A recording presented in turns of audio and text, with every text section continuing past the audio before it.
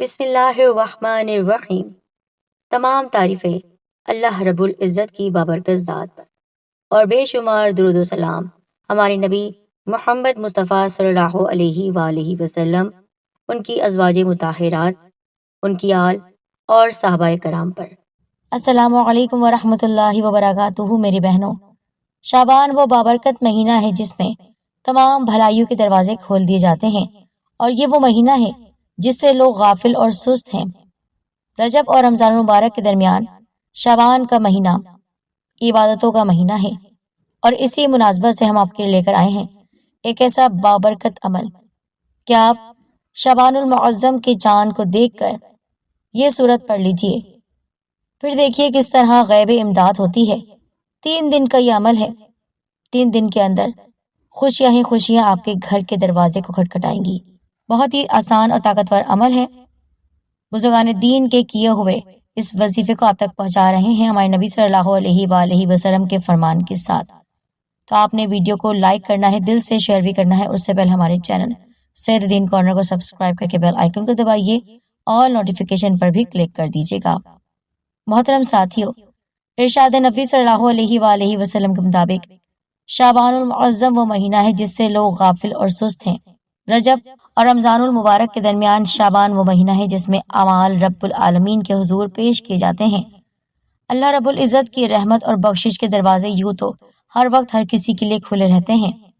لا تقنطوا من رحمت اللہ کے رحمت سے نا امید مت ہو کہ فضاؤں میں رحمت الہی کا دریا ہمتن ہم پر موزن رہتا ہے، جاری رہتا ہے، رحمتیں برستی رہتی ہیں۔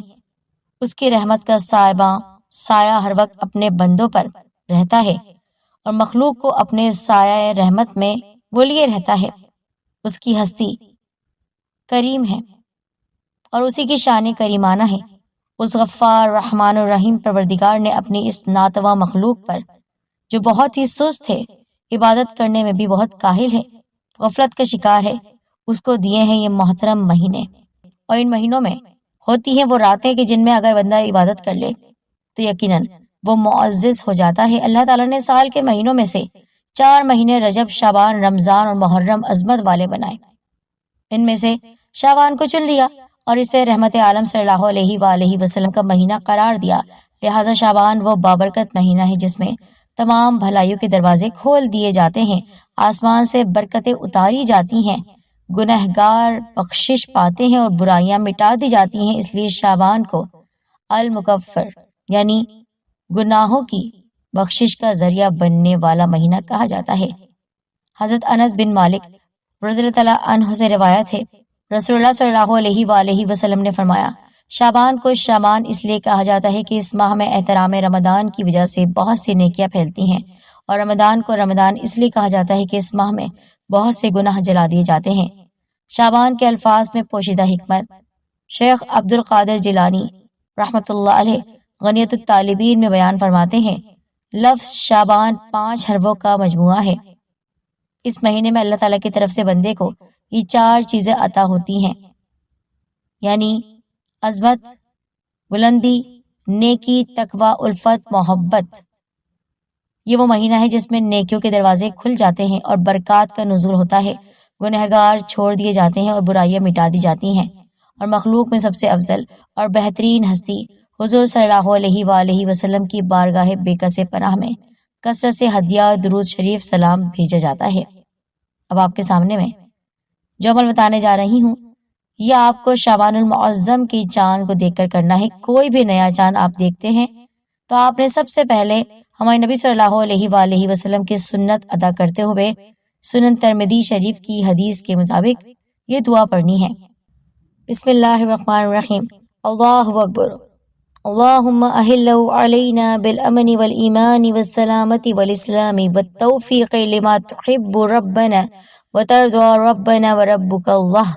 اللہ بہت بڑا ہے، اے اللہ تو اس کو ہم پر امن و ایمان، سلامتی اور اسلام کے ساتھ طلوع فرما، اور اس چیز کی توفیق کے ساتھ جس کو اے ہمارے پروردگار تو پسند کرتا ہے اور اس سے راضی ہوتا ہے، ہمارا رب، اور اے چاند تیرا رب اللہ تعالیٰ ہے۔ یہ دعا پڑھنے کے بعد آپ نے پھر وہ عمل کرنا ہے جو ہم آپ کو بتانے جا رہے ہیں۔ یہ سورہ بقرہ کی آیت نمبر 20 ہے۔ ان اللہ علی کل شیء قدیر، بے شک اللہ ہر شے پر قادر ہے۔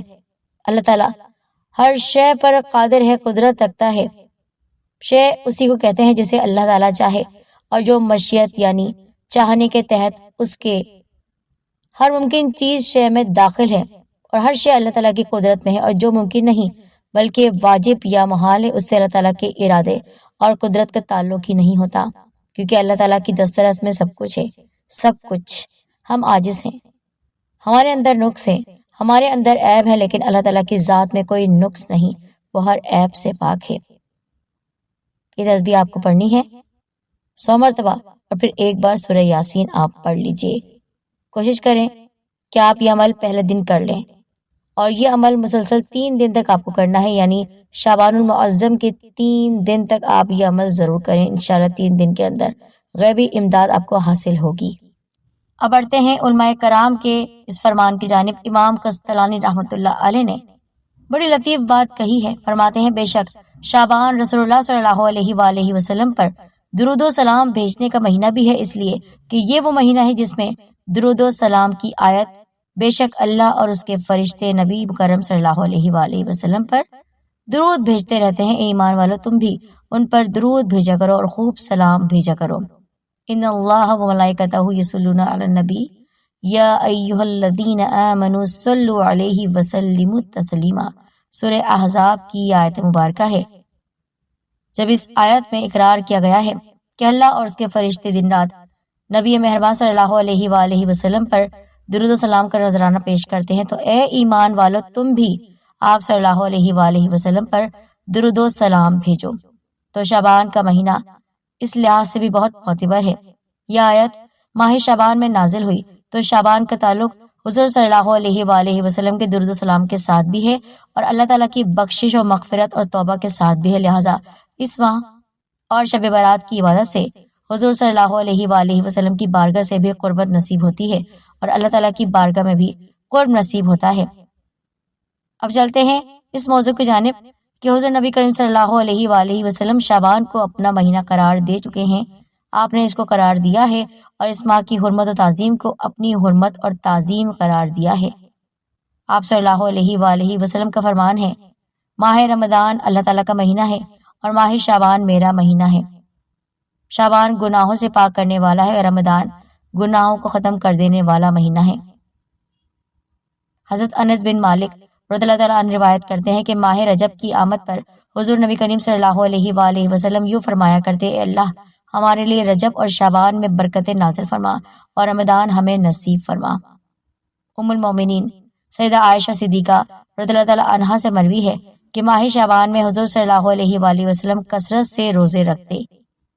آپ صلی اللہ علیہ وآلہ وسلم کس قدر تعظیم کرتے اس مہینے کی، یہ تو بہت سی روایتوں میں موجود ہے، تو آپ نے یہ عمل بھی شروعات میں ہی کر لینا ہے، اور کوشش کرنا ہے کہ عمل پہلے دن سے ہی کریں۔ بالفرض آپ نہ کر سکیں تو آپ کسی اور دن بھی کر سکتے ہیں، لیکن کوشش کریں کہ چاند کو دیکھ کر آپ عمل یہ ضرور کریں، صدقہ و خیرات کی کثرت کریں، اللہ تعالیٰ سے رحمت و مغفرت آپ مانگتے رہیں، استغفار کریں، دوسروں تک یہ عمل پہنچا کر آپ صدقے جاری کے اس کام میں ہمارا ساتھ دیں، حصہ بنیں، اس کام میں اپنا خیال رکھیں۔